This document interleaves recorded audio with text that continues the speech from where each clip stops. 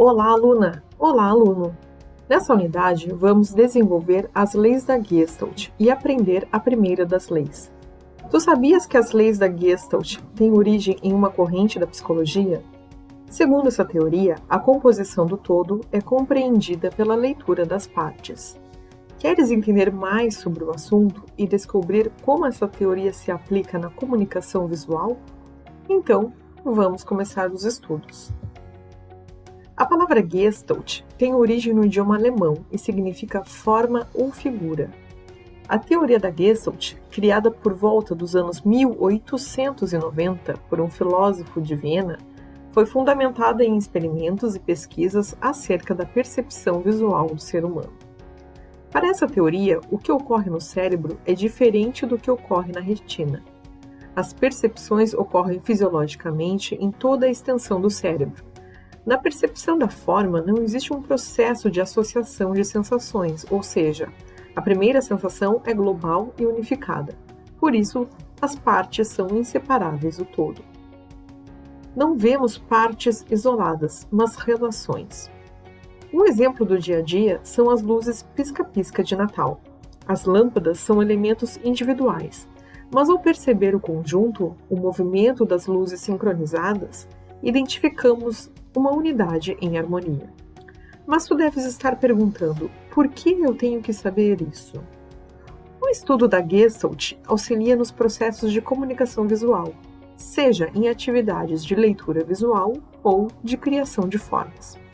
A teoria da Gestalt é composta por 8 leis. Essas leis se baseiam nos processos de percepção visual das pessoas sobre as formas. Além das formas básicas, como ponto, linha, plano, volume, devem ser consideradas as texturas, as cores, as tipografias e outros elementos.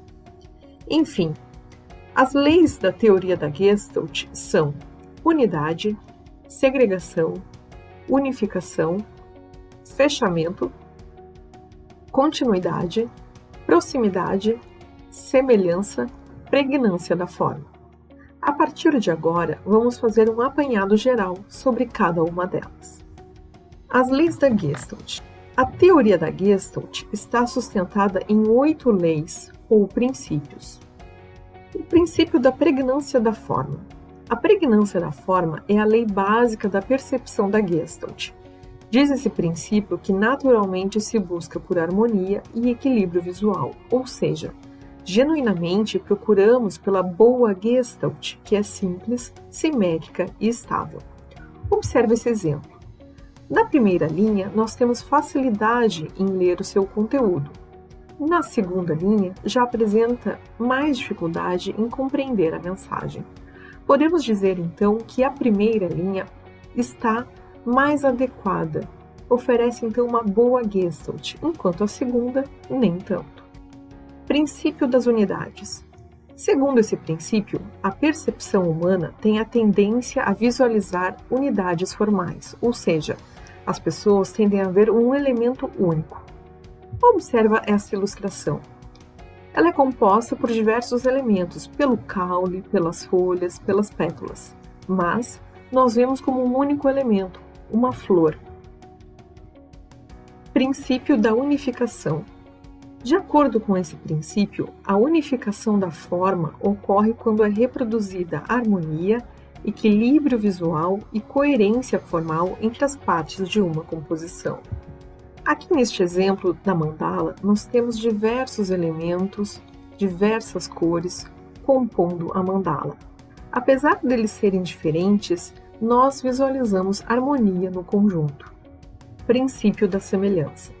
Para o princípio da semelhança, os objetos semelhantes se agrupam visualmente, constituem uma unidade e, desse modo, facilitam a leitura visual.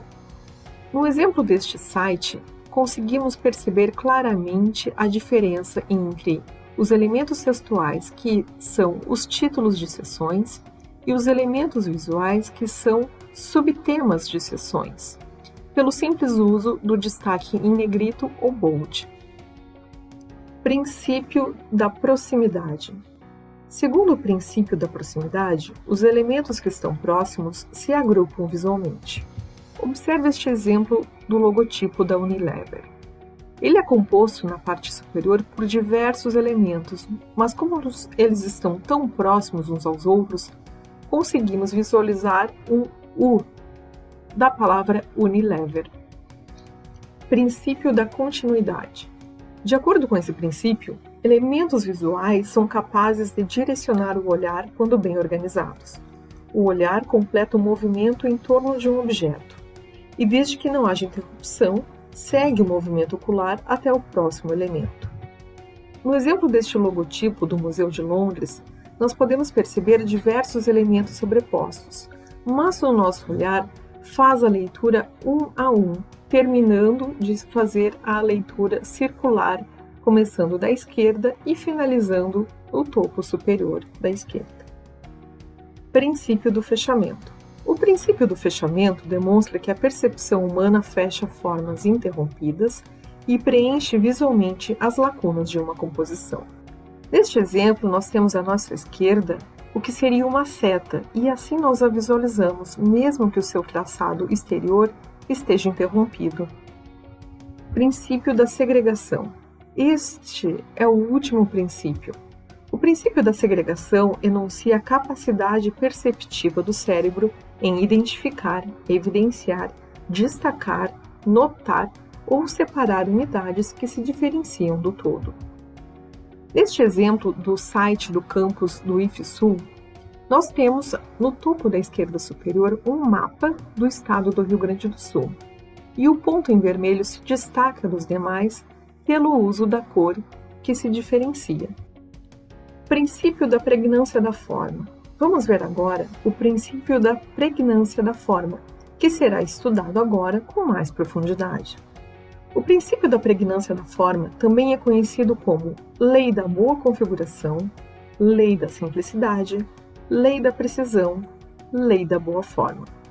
Ele é considerado o princípio primeiro ou o princípio básico da teoria da Gestalt.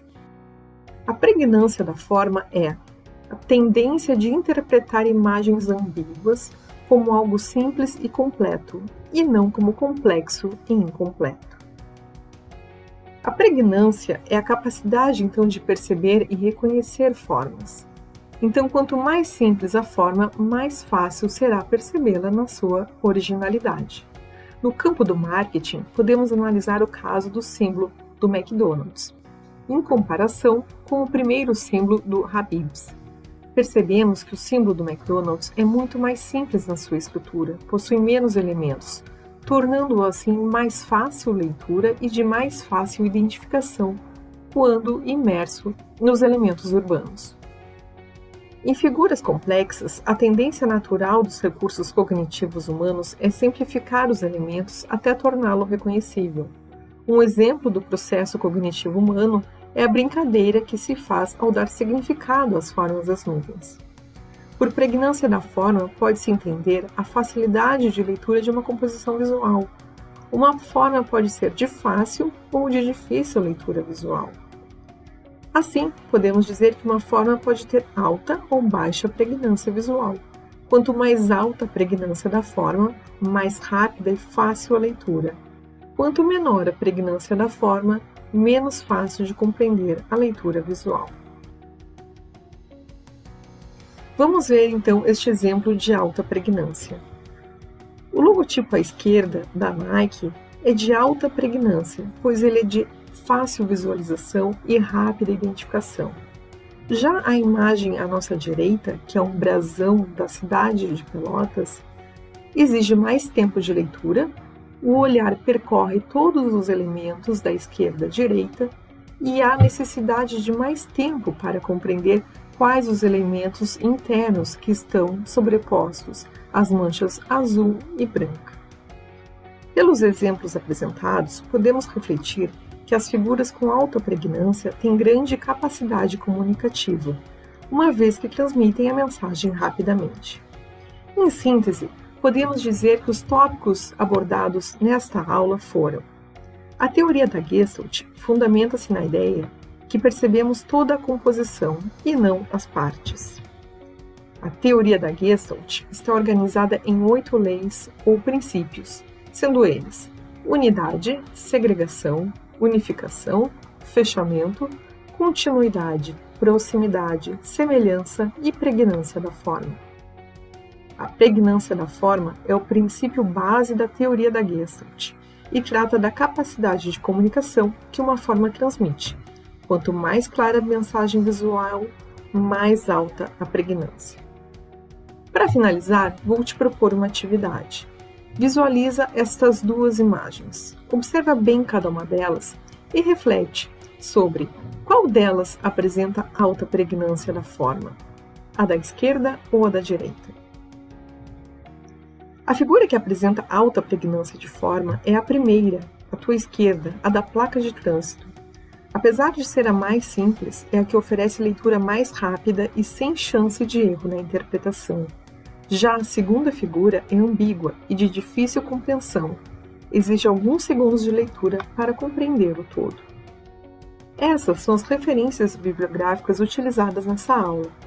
Eu espero que tu tenhas aproveitado o conteúdo, te desejo bons estudos e até o próximo encontro.